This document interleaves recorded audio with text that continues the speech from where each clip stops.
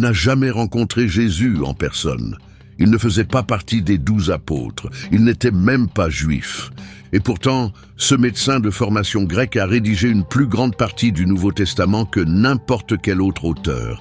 Plus que Paul, plus que Pierre, plus que Jean. Son évangile est le livre le plus long du Nouveau Testament.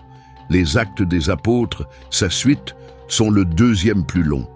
Ensemble, ils représentent plus d'un quart de l'ensemble du Nouveau Testament.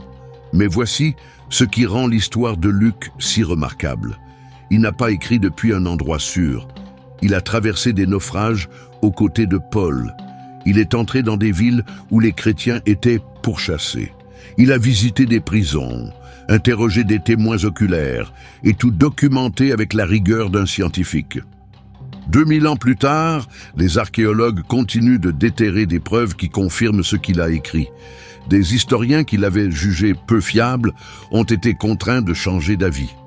Alors, comment un médecin païen d'Antioche est-il devenu le biographe le plus minutieux de Jésus-Christ?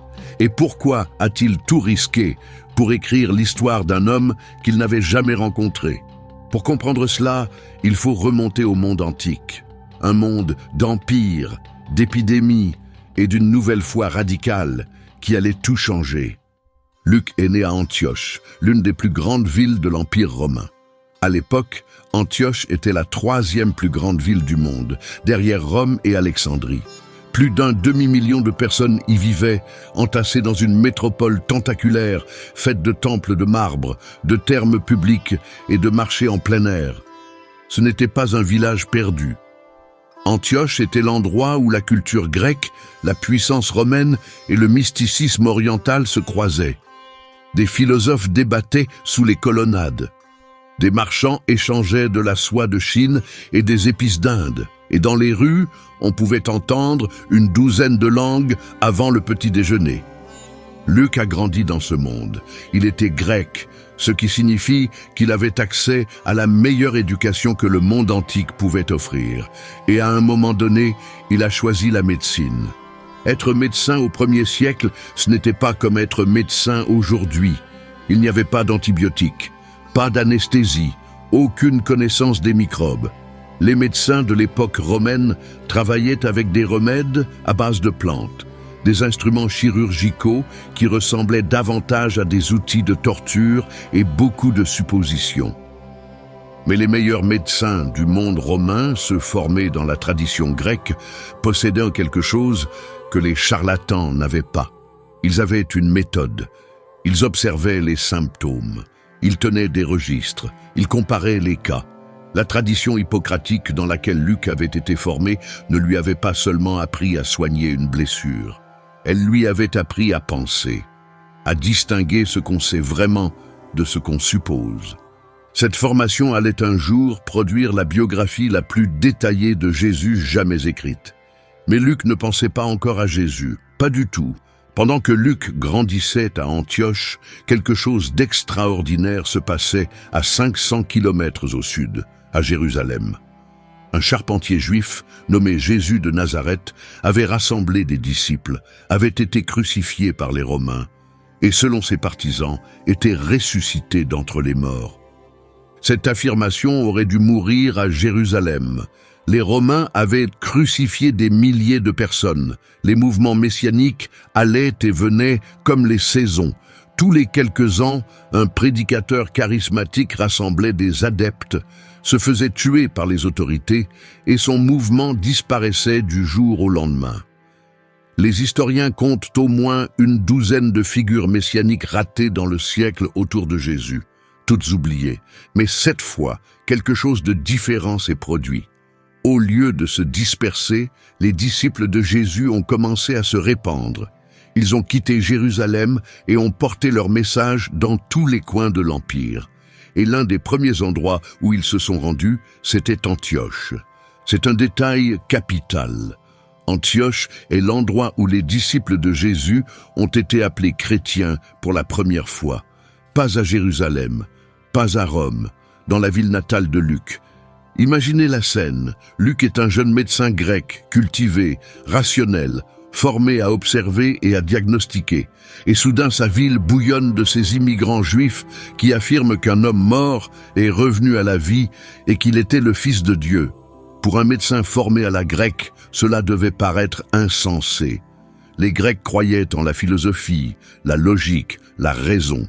Ils avaient leur propre Dieu, certes, mais l'idée d'une résurrection physique et corporelle ne faisait pas partie de leur vision du monde. Ce n'était pas simplement improbable. C'était absurde. Des philosophes grecs comme Platon enseignaient que le corps était une prison pour l'âme. Pourquoi quelqu'un voudrait-il y revenir? Mais Luc ne l'a pas rejeté, il a enquêté. Nous ne savons pas à quoi cette enquête ressemblait à ses débuts. Mais nous pouvons faire des suppositions éclairées en nous basant sur ce qui se passait à Antioche à l'époque. La communauté chrétienne là-bas était sans précédent dans le monde antique. Des juifs et des non-juifs mangeaient ensemble, ce qui était un énorme tabou culturel. Des mécènes fortunés partageaient leurs repas avec des esclaves. Les gens mettaient leurs ressources en commun pour nourrir les pauvres. Et au centre de tout cela, il y avait cette affirmation selon laquelle un enseignant juif crucifié était ressuscité d'entre les morts et était en réalité le créateur de l'univers. Pour un médecin formé à diagnostiquer et à observer, cette communauté en elle-même était une énigme qui méritait d'être étudiée. Ces gens n'étaient pas délirants. Ils étaient organisés, compatissants et prêts à souffrir pour leurs convictions. Quelque chose les avait profondément convaincus. Luc voulait savoir quoi. Et cette décision a changé le cours de l'histoire. Nous ne savons pas exactement quand ni comment Luc s'est converti au christianisme. Le Nouveau Testament ne nous livre pas un récit de conversion spectaculaire comme la lumière aveuglante de Paul sur le chemin de Damas. Il n'y a pas un moment précis que l'on peut désigner en disant « c'est là que ça s'est passé ». Mais ce que nous savons, c'est que vers l'an 49, Luc avait rejoint Paul dans ses voyages missionnaires. Et nous le savons grâce à l'un des indices littéraires les plus fascinants de toute la Bible. Dans les Actes des Apôtres que Luc a rédigés, le récit passe soudainement de « il » à « nous ».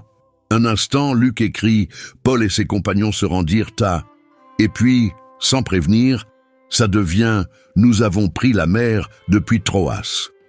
Ce changement se produit dans les Actes, chapitre 16, verset 10. Luc cesse d'être le rapporteur et devient partie prenante de l'histoire. Il n'écrit plus ce qu'il a entendu. Il écrit ce qu'il a vu de ses propres yeux. Il faut bien comprendre qui était Paul à ce moment-là. Il était déjà la figure la plus controversée du mouvement chrétien naissant. Il avait été battu, lapidé, jeté en prison et chassé de plusieurs villes. Les autorités religieuses juives le considéraient comme un traître. Les autorités romaines le voyaient comme un agitateur. Et beaucoup des apôtres d'origine à Jérusalem ne savaient pas trop quoi penser de lui. Voyager avec Paul, ce n'était pas une opportunité de carrière, c'était un arrêt de mort. Mais Luc a choisi de partir quand même. Et il apportait quelque chose dont Paul avait désespérément besoin, un esprit médical formé. Paul souffrait d'une maladie chronique. Il y fait référence dans ses lettres comme une écharde dans la chair, sans jamais préciser de quoi il s'agissait. Les spécialistes ont avancé toutes sortes d'hypothèses, du paludisme à l'épilepsie, en passant par un grave problème aux yeux. Quelle que fût cette maladie, avoir un médecin personnel sur la route n'était pas un simple luxe. Pour Paul, c'était peut-être une question de survie. Mais voici ce qui est intéressant. Luc aurait pu rester à Antioche. Il avait une profession, il avait un statut. Les médecins grecs dans les grandes villes romaines vivaient bien. Il a renoncé à tout cela pour suivre un ancien pharisien à travers des territoires hostiles, prêchant un message qui pouvait les faire tuer tous les deux.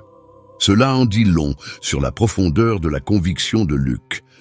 Leur premier voyage ensemble les a menés de Troas, à travers la mer Égée, jusqu'en Europe. C'est un moment capital de l'histoire qui reçoit rarement l'attention qu'il mérite.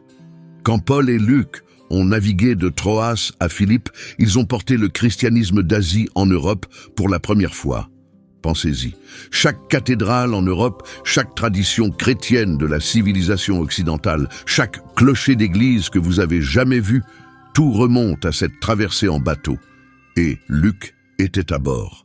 À Philippe, les choses ont dégénéré immédiatement. Paul a chassé un démon d'une esclave qui rapportait de l'argent à ses maîtres grâce à la divination. Les propriétaires étaient furieux parce que leur source de revenus venait de se tarir. Alors ils ont traîné Paul et Silas devant les magistrats, les ont fait battre à coups de verge et jeter en prison. Luc, en tant que médecin, a probablement soigné leurs blessures après leur libération. Mais il a aussi fait autre chose.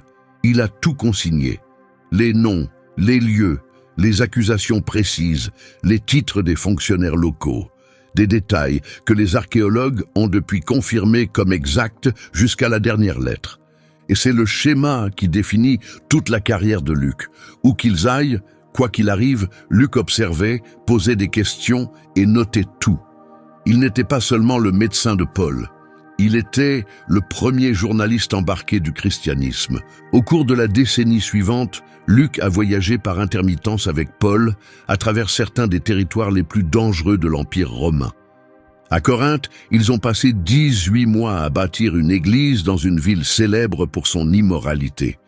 Le chef de la synagogue locale, un homme nommé Crispus, s'est converti au christianisme, ce qui a provoqué un tollé. Paul a été traîné devant le proconsul romain Gallion, accusé de promouvoir une religion illégale. Gallion a rejeté l'affaire. Luc a consigné ses paroles exactes et son titre. Des années plus tard, une inscription a été découverte à Delphes, confirmant qu'un homme nommé Gallion avait exercé la fonction de proconsul d'Achaïe exactement à la période indiquée par Luc. À Éphèse, ils ont passé plus de 2 ans. La ville était le centre du culte de la déesse Artémis, et son temple était l'une des 7 merveilles du monde antique. La prédication de Paul a été si efficace que les gens ont commencé à brûler leurs rouleaux de sorcellerie sur des bûchers publics. Luc rapporte que la valeur des rouleaux brûlés s'élevait à 50 000 pièces d'argent, une fortune. Ils sont retournés à Jérusalem, où les apôtres étaient sceptiques quant au travail de Paul auprès des non-juifs. Et à travers tout cela, Luc documentait les noms, les dates, les conversations et les résultats. Mais le voyage vers Rome a failli les tuer tous les deux. Et ce que Luc a écrit à propos de ce voyage allait impressionner les historiens pendant les 2000 années suivantes. Dans les Actes, chapitre 27, Luc donne l'un des récits les plus détaillés d'un naufrage antique jamais consigné. Le niveau de précision nautique est extraordinaire. Il décrit le type de navire, l'itinéraire qu'ils ont suivi, les vents précis qu'ils ont rencontrés, les techniques utilisées par les marins pour tenter de sauver le bateau et l'île exacte où ils ont échoué. Il nomme le vent spécifique, l'Euraquilon, un vent du nord-est qui s'abat sur la Méditerranée au sud de la Crète. Il rapporte qu'ils ont ceint le navire de câble pour maintenir la coque. Il note qu'ils ont abaissé l'ancre flottante, jeté la cargaison par-dessus bord le 2e jour et le 3e jour, jeté les agrès du navire à la mer. Il a même consigné les sondages de profondeur à l'approche des côtes. 20 brasses, puis 15. Les historiens maritimes modernes ont étudié ce passage en profondeur. Les vents que Luc décrit soufflent exactement là, et quand il le dit. L'île où ils se sont échoués, Malte, est exactement l'endroit où un navire suivant cette dérive aboutirait. Les profondeurs d'eau mentionnées par Luc correspondent au véritable fond marin près de la baie de Saint-Paul à Malte. Il n'écrivait pas une parabole, il rédigeait un journal de bord, avec la précision d'un homme qui était vraiment là, trempé jusqu'aux os et s'accrochant pour sauver sa vie. Ils ont passé 3 mois à Malte avant d'atteindre enfin Rome. Et à leur arrivée, Paul a été placé en résidence surveillée, enchaîné à un garde romain en attendant son procès devant César. Pendant 2 ans, Luc est resté à ses côtés. C'est à ce moment que Paul écrit à l'église de Colosse et mentionne Luc, le médecin bien-aimé. C'est l'une des rares fois où Luc est nommé directement dans le Nouveau Testament. Et cela nous dit quelque chose d'important. Même en prison, même quand la plupart des compagnons de Paul l'avaient abandonné, Luc était toujours là. Mais Luc ne restait pas les bras croisés en attendant le procès de Paul. Il travaillait sur quelque chose de bien plus grand. Et c'est là que l'histoire devient vraiment passionnante. Voici ce qui distingue Luc de tous les autres auteurs d'évangiles. Matthieu était l'un des 12 apôtres. Il avait marché avec Jésus pendant 3 ans. Jean était présent à la crucifixion. Marc tenait ces informations de Pierre, le plus proche ami de Jésus qui avait tout vu de ses propres yeux. Luc n'avait rien de tout cela. Il n'avait jamais rencontré Jésus. Il ne faisait pas partie du cercle intime. Il n'était même pas juif, ce qui signifie qu'il n'avait pas grandi avec les prophéties et les traditions que les autres auteurs tenaient pour acquises. Alors qu'a fait Luc?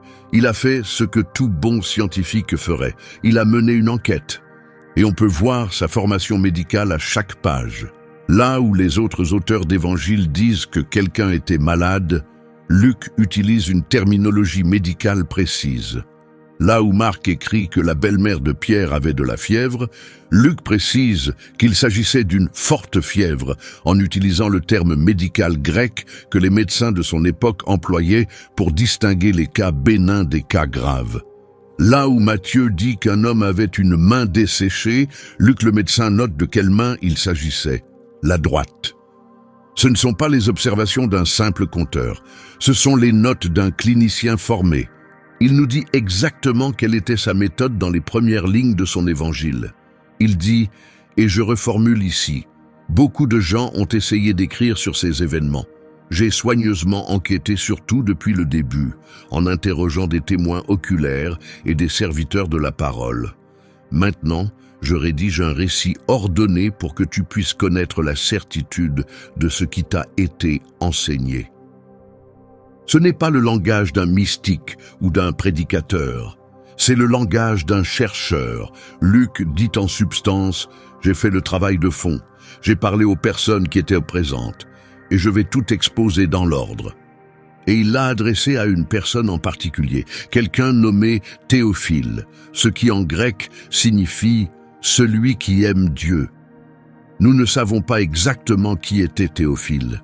Certains spécialistes pensent qu'il était un fonctionnaire romain. D'autres pensent qu'il était un riche mécène qui a financé les recherches de Luc. Quoi qu'il en soit, Luc écrivait pour un public cultivé et sceptique, des gens qui attendaient des preuves, pas seulement de la foi. Cela change la façon dont on lit tout ce que Luc a écrit. Alors, qui Luc a-t-il interrogé? Nous n'avons pas de liste, mais les indices dans son évangile nous en apprennent beaucoup. Et c'est là que ça devient fascinant. L'évangile de Luc contient des récits qui n'apparaissent nulle part ailleurs dans le Nouveau Testament. La parabole du bon samaritain, la parabole du fils prodigue, l'histoire de Zachée grimpant au sycomore, la marche vers Emmaüs après la résurrection. Ce ne sont pas des ajouts mineurs, ce sont parmi les histoires les plus célèbres de toute la Bible. Et seul Luc les rapporte. Mais le détail le plus révélateur est le récit de la nativité. L'évangile de Matthieu raconte la naissance de Jésus du point de vue de Joseph. L'ange apparaît à Joseph. Joseph prend les décisions. Joseph emmène la famille en Égypte. Luc raconte toute l'histoire du point de vue de Marie. L'ange apparaît à Marie. Marie chante un cantique de louange. Marie rend visite à sa cousine Élisabeth. Marie conservait toutes ces choses et les méditait dans son cœur. Cette phrase est la clé. Comment Luc pouvait-il savoir ce que Marie méditait dans son cœur? Comment pouvait-il connaître les détails intimes de sa visite privée chez Élisabeth? Comment pouvait-il connaître les paroles exactes de son cantique? Il n'y a vraiment qu'une seule explication. Quelqu'un de très proche de Marie le lui a raconté. Et de nombreux spécialistes pensent que c'était Marie elle-même. Pensez-y un instant. Un médecin grec, des décennies après les événements, retrouvant la trace de la mère vieillissante de Jésus pour lui demander ce qui s'était passé. Assis avec elle, pendant qu'elle se remémorait les moments les plus extraordinaires de sa vie. Qu'est-ce que l'ange a dit exactement? Qu'avez-vous ressenti? Que s'est-il passé quand vous avez rendu visite à votre cousine Élisabeth? Racontez-moi tout. Et Luc, le médecin formé, notant tout avec le même soin qu'il aurait mis à documenter les symptômes d'un patient, sans ajouter sa propre interprétation, en enregistrant simplement ce qu'elle disait. Mais les entretiens ne se sont pas arrêtés avec Marie. Luc avait aussi accès à des sources qu'aucun autre auteur d'évangile ne semble avoir utilisées. Il est le seul à raconter l'histoire des bergers à la Nativité. Il est le seul à rapporter la parabole du riche et de Lazare, une histoire sur un homme fortuné qui ignore un mendiant à sa porte et en souffre dans l'au-delà. Il est le seul à raconter l'histoire des 10 lépreux, où le seul qui revient remercier Jésus est un Samaritain, un étranger. Ce détail sur le lépreux samaritain n'est pas anodin. Il nous dit exactement qui était Luc et pourquoi son évangile compte. Il était un étranger qui écrivait pour des étrangers. Un non-juif qui avait trouvé sa place dans une histoire juive. Et cette perspective a façonné chaque page qu'il a écrite. Mais voici ce qui distingue vraiment Luc de quiconque aurait pu écrire une biographie bienveillante. Il l'a étayée avec des preuves qui ont résisté pendant 2000 ans. Et les spécialistes qui ont essayé de la démolir ont fini par en devenir les plus grands défenseurs. Pendant des siècles, les universitaires ont rejeté Luc comme une source peu fiable. Ils supposaient qu'il s'était trompé sur les faits, notamment en ce qui concerne les noms et les titres des fonctionnaires romains. Le monde antique était un patchwork de structures de gouvernance différentes. Des régions différentes utilisaient des titres différents pour leurs dirigeants. Un gouverneur dans une province pouvait être appelé proconsul, tandis qu'un gouverneur dans la province voisine portait un titre complètement différent. Trouver les bons titres exigeait soit quelqu'un qui avait beaucoup voyagé, soit quelqu'un qui avait mené des recherches extraordinaires. Luc les a tous trouvés justes, sans exception. À la fin des années 1800, un archéologue écossais nommé Sir William Ramsay s'est mis en tête de prouver que les écrits de Luc étaient historiquement peu fiables. Ramsay était un sceptique. Il avait étudié auprès de l'école allemande de critique biblique qui soutenait que les actes étaient une fabrication du IIe siècle truffée d'erreurs. Il s'est rendu en Turquie dans le but précis de prouver que Luc avait tort. Mais plus il creusait, au sens propre, plus il découvrait que Luc avait raison. Le titre de Polytarque pour les fonctionnaires de Thessalonique. Les spécialistes affirmaient que ce titre n'existait nulle part dans les archives historiques. Puis Ramsay a trouvé des inscriptions utilisant ce titre exact. Le titre de proconsul pour Gallion à Corinthe, confirmé par une inscription trouvée à Delphes. Le titre spécifique de premier de l'île pour le chef des autorités à Malte, également confirmé. Ramsay a passé des années à chercher une seule erreur historique dans les écrits de Luc. Il n'en a trouvé aucune. Après des décennies de recherche, Ramsay a complètement changé d'avis. Il a écrit que Luc était un historien de premier ordre et que ses écrits méritaient d'être placés aux côtés des plus grands historiens du monde antique. Et Ramsay n'a pas été le dernier sceptique à revoir sa position. Tout au long du XXe siècle, découverte après découverte, des détails dans les écrits de Luc ont été confirmés. Le recensement sous Quirinius que Luc mentionne dans le récit de la Nativité, celui que les critiques qualifiaient d'invention. Des inscriptions ont été trouvées confirmant que Quirinius avait bien exercé un rôle de gouverneur en Syrie. L'existence de Lysanias en tant que tétrarque d'Abilène, que les spécialistes considéraient comme une erreur parce que le seul Lysanias qu'ils connaissaient avait vécu des décennies plus tôt. Une inscription a été découverte à Abila, confirmant l'existence d'un second Lysanias, exactement à l'époque indiquée par Luc. L'existence d'une synagogue à Antioche de Pisidie, là où Luc dit que Paul a prêché. Des archéologues français en ont retrouvé les vestiges exactement là où les actes la situaient. Le titre de proconsul pour Sergius Paulus à Chypre. Une inscription portant son nom et son titre a été découverte sur l'île. Chaque fois que les spécialistes affirmaient que Luc s'était trompé, les preuves leur donnaient tort. Cela s'est produit tellement de fois que ça a cessé d'être une coïncidence pour ressembler à une tendance de fond. Luc savait de quoi il parlait parce qu'il était sur place. Il avait parcouru ces rues, rencontré ses fonctionnaires et noté exactement ce qu'il avait observé. Mais la précision historique n'était qu'une partie de l'histoire. Ce que Luc a choisi d'inclure dans son évangile, les récits qu'aucun autre auteur n'avait pensé à conserver, allait transformer la façon dont le monde entier comprenait Jésus. Luc était un étranger, un païen dans une histoire juive, et il était attiré par chaque moment où Jésus allait au-delà des frontières de son propre peuple. Quand Jésus a guéri le serviteur du centurion romain, Luc le rapporte. Quand Jésus a raconté l'histoire d'un Samaritain qui a montré plus de compassion qu'un prêtre ou un lévite, Luc le rapporte. Quand Jésus a dîné avec les collecteurs d'impôts et les pécheurs, les gens que tout le monde évitait, Luc s'assure que vous le sachiez. Dans une culture où le témoignage des femmes était considéré comme sans valeur devant un tribunal, Luc rapporte leurs paroles, leurs actes, leur foi.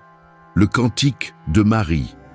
Anne, la prophétesse qui a reconnu l'enfant Jésus dans le temple. La femme qui a lavé les pieds de Jésus avec ses larmes. Marthe et Marie. Les femmes au tombeau qui furent les premiers témoins de la résurrection. Rien de tout cela n'était un hasard. Luc écrivait pour des gens comme lui.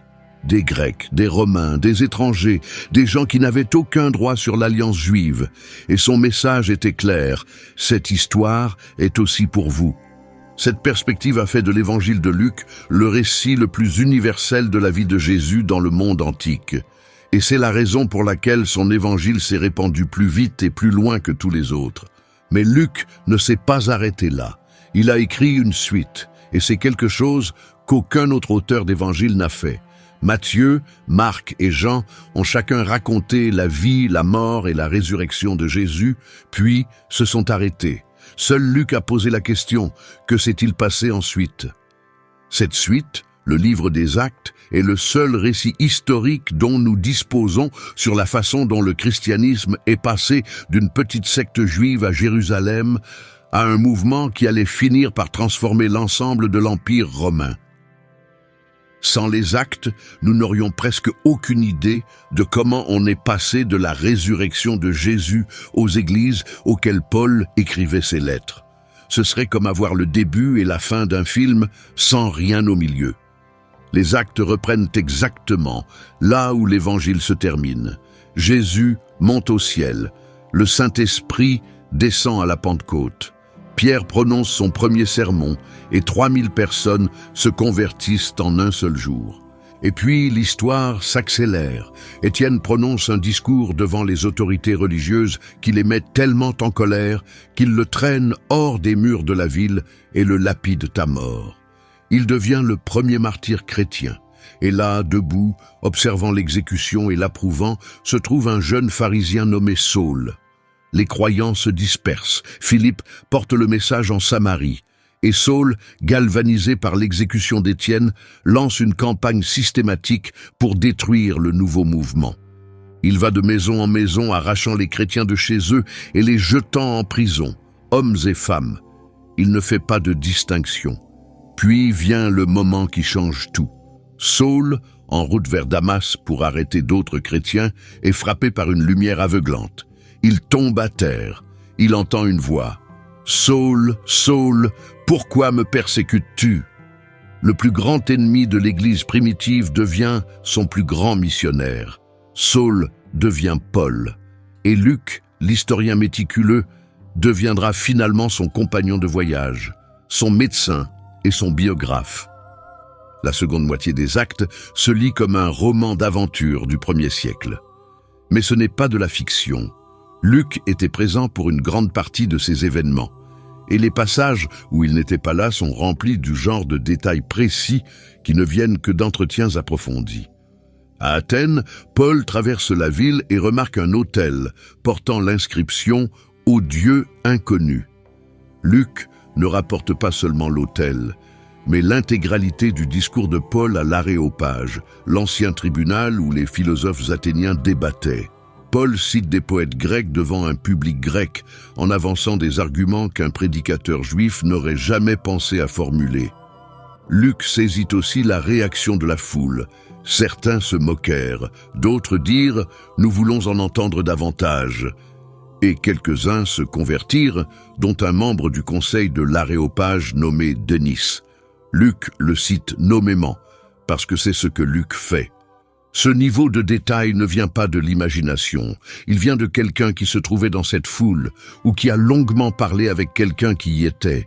À Jérusalem, Paul est arrêté après qu'une foule a tenté de le tuer dans le temple. Luc rapporte que la garnison romaine de la forteresse Antonia est intervenue. Il rapporte le nom du tribun, Claudius Lysias. Il rapporte les procédures judiciaires en détail, les discours de défense de Paul devant le gouverneur Félix, puis le gouverneur Festus, puis le roi Agrippa. Chaque discours est distinct. Chaque public reçoit un argument différent. Ce n'est pas quelque chose qu'un auteur de fiction prendrait la peine de faire. C'est le travail de quelqu'un qui transcrivait ce qui s'est réellement passé. Puis vient le naufrage en route vers Rome, 14 jours perdus en mer, 276 personnes à bord, l'équipage jetant la cargaison par-dessus bord, les soldats projetant de tuer les prisonniers pour les empêcher de s'échapper dans le chaos. Paul se levant et disant à tous qu'un ange lui est apparu dans la nuit et a promis que personne ne mourrait. Luc documente tout cela. Et quand ils finissent par s'échouer sur Malte, un serpent venimeux mord la main de Paul alors qu'il ramasse du bois. Les habitants s'attendent à le voir enfler et tomber mort. Quand rien ne se passe, ils changent d'avis et supposent qu'il doit être un dieu. Luc rapporte cela aussi, pas en théologien interprétant des signes et des prodiges, en médecin notant ce qui est arrivé à un patient. Le serpent l'a mordu. Il n'a présenté aucun symptôme. Les habitants étaient stupéfaits. C'est une observation de médecin, clinique, précise, rien que les faits. Les actes se terminent brusquement. Paul est à Rome en résidence surveillée, proclamant le royaume de Dieu et enseignant au sujet du Seigneur Jésus-Christ avec une entière assurance et sans obstacle. Et puis, rien. Le livre s'arrête tout simplement. Cela a intrigué les spécialistes pendant des siècles. Luc a consacré 2 livres entiers à construire vers ce moment. Paul est enfin à Rome, le centre de l'Empire, prêt à témoigner devant César en personne. Cela aurait dû être le point culminant de tout le récit. Mais Luc ne rapporte pas l'issue du procès de Paul. Il ne mentionne pas l'exécution de Paul, qui selon la tradition de l'Église primitive a eu lieu sous Néron vers 64 ou 65 après Jésus-Christ. Paul a été décapité comme c'était le droit d'un citoyen romain. Pierre, qui était lui aussi venu à Rome, a été crucifié la tête en bas, apparemment parce qu'il avait déclaré être indigne de mourir de la même manière que son Seigneur. Luc ne mentionne pas l'horrible persécution des chrétiens par Néron qui a suivi le grand incendie de Rome en 64 après Jésus-Christ. Néron a accusé les chrétiens d'avoir provoqué l'incendie et a déclenché une campagne de terreur. Des croyants ont été cousus dans des peaux d'animaux et déchirés par des chiens. D'autres ont été enduits de pois et enflammés pour servir de torches humaines éclairant les fêtes dans les jardins de l'empereur. L'historien romain Tacite, qui n'était pourtant pas un ami des chrétiens, a qualifié ces actes d'excessifs, même selon les critères romains.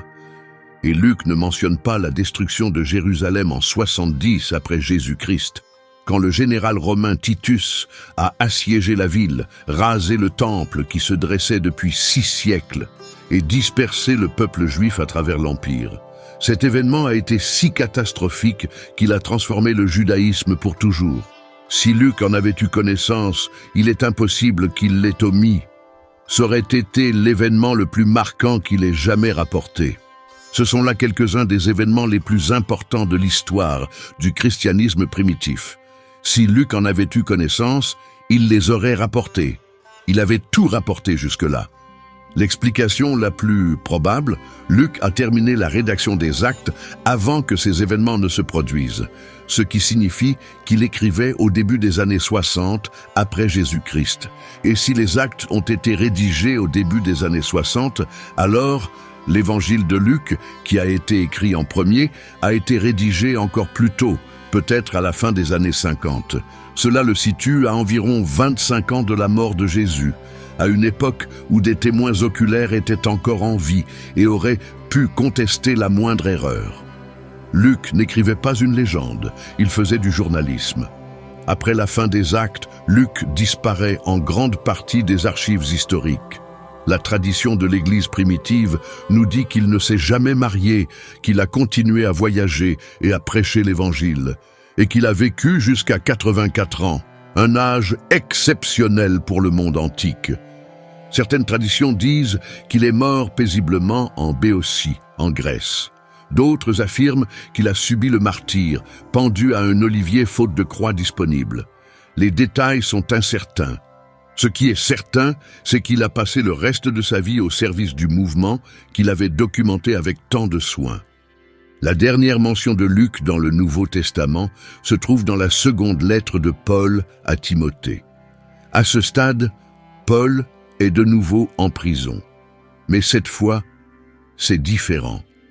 Ce n'est pas la résidence surveillée relativement confortable de Rome où Paul pouvait recevoir des visiteurs, dicter des lettres et continuer à enseigner.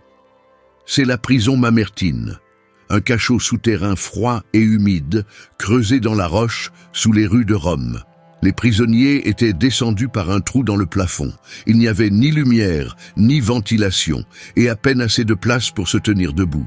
Paul sait qu'il va mourir.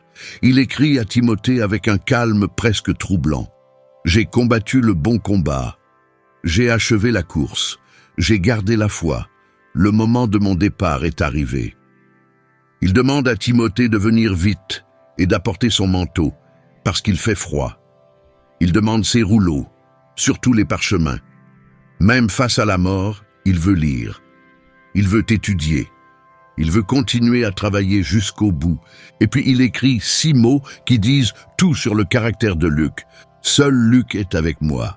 Tous les autres étaient partis. Démas l'avait abandonné par amour pour le monde présent, dit Paul. Et on peut entendre la déception dans chaque mot. Crescens était parti en Galatie, Tite en Dalmatie. D'autres avaient été envoyés dans différentes villes pour diverses missions. Les amis des beaux jours, les compagnons de mission, les convertis qui devaient à Paul toute leur vie spirituelle. Partis. Mais Luc est resté, comme il était resté pendant les naufrages, comme il était resté pendant les émeutes à Éphèse, comme il était resté pendant les passages à tabac, les peines de prison et les 2 années de résidence surveillée, comme il était resté alors qu'il aurait été tellement plus facile et tellement plus sûr de partir. Le médecin qui soignait les corps est resté pour réconforter un ami mourant dans un cachot romain. Pas parce qu'il y avait quoi que ce soit à gagner, pas parce que quelqu'un le regardait, parce que c'est ce que Luc était. Luc a rédigé environ 37 000 mots du Nouveau Testament. Paul, qui reçoit la plus grande part de reconnaissance et d'attention, en a écrit environ 32 000. En termes de volume pur, Luc a contribué aux écritures chrétiennes plus que n'importe quel autre auteur. Mais ce n'est pas qu'une question de volume, c'est une question d'impact. Chaque Noël, quand les églises du monde entier lisent l'histoire des bergers veillant sur leurs troupeaux dans la nuit, les anges apparaissant dans le ciel, le bébé enveloppé de l'ange et couché dans une crèche, c'est Luc. Aucun autre auteur d'évangile n'a rapporté ces détails. Sans Luc, il n'y a pas d'histoire de Noël telle que nous la connaissons. Quand les prédicateurs racontent la parabole du bon samaritain, l'histoire la plus célèbre jamais racontée sur la compassion, c'est Luc.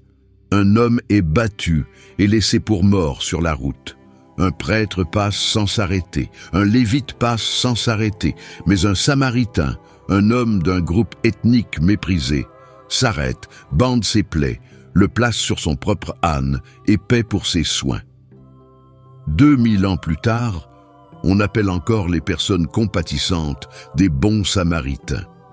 Cette expression existe parce que Luc a mis cette histoire par écrit. Quand quelqu'un qui a touché le fond lit la parabole du fils prodigue et réalise que peu importe jusqu'où il est allé, il peut encore rentrer chez lui, c'est Luc. Un fils prend son héritage, le dilapide entièrement et finit tellement désespéré qu'il mange la nourriture des porcs. Il décide de rentrer chez lui et de supplier son père de lui donner un travail de serviteur. Mais son père l'aperçoit de loin, court vers lui, le prend dans ses bras et organise une fête. Aucun autre auteur d'évangile n'a rapporté cette parabole. Seul Luc a compris pourquoi elle comptait. Quand quelqu'un lit l'histoire du brigand sur la croix à côté de Jésus, qui dans ses derniers instants demande qu'on se souvienne de lui, et que Jésus lui dit « Aujourd'hui, tu seras avec moi au paradis », c'est Luc. Seul Luc a rapporté ce moment. Et pendant 2000 ans, c'est le passage vers lequel les gens se tournent quand ils se demandent s'il est trop tard pour eux. La réponse de Luc, à travers les paroles de Jésus, est qu'il n'est jamais trop tard. Son évangile a donné au christianisme son visage le plus humain. Pas une religion de règles et de rituels, mais une foi en un Dieu qui mange avec les pécheurs, touche les lépreux, pleure sur les villes et dit à un criminel mourant qu'il n'est pas trop tard. Et son livre des Actes a donné au monde l'histoire de la façon dont une poignée de gens ordinaires, des pêcheurs, des collecteurs d'impôts et des fabricants de tentes, ont réussi à transformer l'ensemble de l'Empire romain sans armée, sans pouvoir politique, sans argent. Juste un message et la volonté de mourir pour lui. Luc a aussi établi quelque chose qui allait façonner la civilisation occidentale pendant 2000 ans.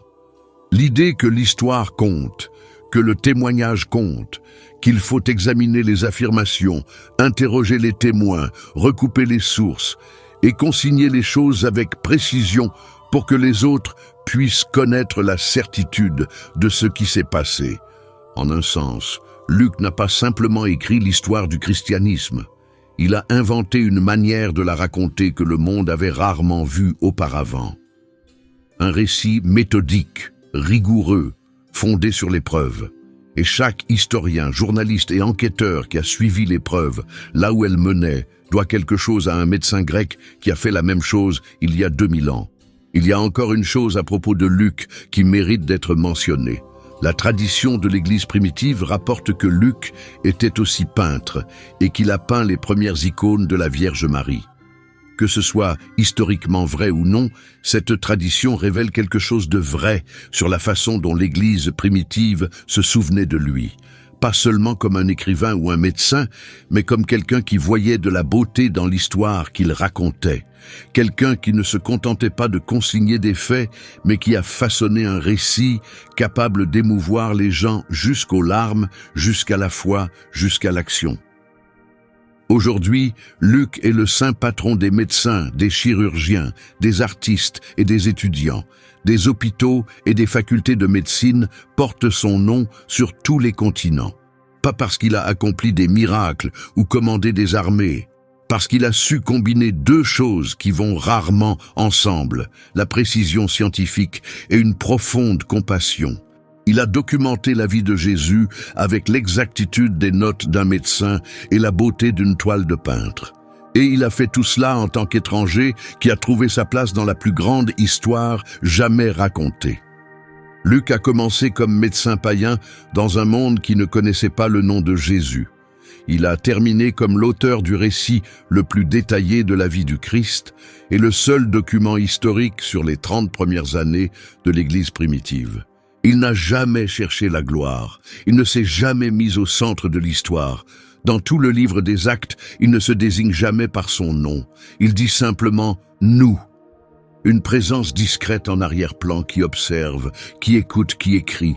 Mais sans cette présence discrète, nous aurions perdu les paraboles qui ont façonné la morale occidentale. Nous aurions perdu le récit de la nativité que le monde entier célèbre chaque mois de décembre. Nous aurions perdu l'histoire de la façon dont le christianisme est passé de 12 personnes dans une pièce à une foi universelle de 2 milliards de fidèles. Et peut-être surtout, nous aurions perdu les preuves, les noms, les dates, les titres, les détails qui ont été confirmés encore et encore par chaque truelle d'archéologues et chaque recherche minutieuse d'historiens. Sans Luc, l'histoire de Jésus existerait toujours. Mais les preuves qu'elle s'est déroulée exactement comme elle a été décrite, elles seraient beaucoup plus difficiles à trouver. 2000 ans plus tard, ces mots sont encore lus dans toutes les langues de la terre. L'enquête qu'il a commencée est encore confirmée par chaque coup de pelle qui frappe le sol au Moyen-Orient. et la compassion qu'il a documentée, un Dieu qui tend la main aux exclus, guérit les brisés et dit aux brigands mourants que le paradis l'attend, continue de changer des vies dans tous les pays de la planète. Pas mal pour un médecin qui n'a jamais rencontré son patient. Si cette histoire vous a surpris, vous voudrez découvrir celle de Paul, l'homme qui est passé de l'exécution des chrétiens à la rédaction de la moitié du Nouveau Testament. Cette vidéo est à l'écran maintenant. Abonnez-vous pour ne pas la manquer.